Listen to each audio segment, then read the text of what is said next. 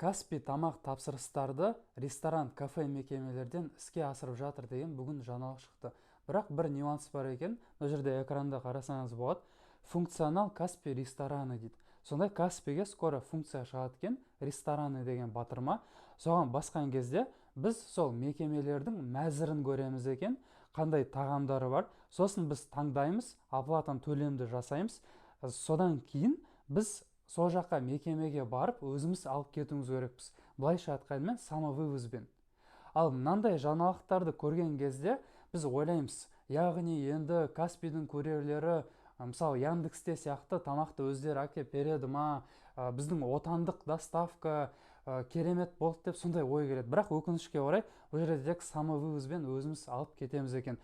Каспийдің тиктогын мына жаққа белгілей берсеңдер, отметка жасай беріңдер, бізді көрсін. И менің бұл жерде өтінішім, просьба, пожалуйста, нормальный доставка до конца істесеңдер, чтобы біздің қарапайым курьерлер тек сол Яндексте былай майда тиын тауғанша Каспийге де кірсін, Каспийдің де доставкасын дамытайық, чтобы курьерлер Каспийдің өзінің тамағын жеткізсін. Сол кезде біздің нарықта конкуренция болады, курьерлердің табысы үлкейеді, сосын клиенттер, то есть өзімізде посылкаларды тездетіп қабылдаймыз, тамақ та тезірек келетін болады. Сол үшін Каспий, давайте, Каспий сила, Каспийға тапить етеміз.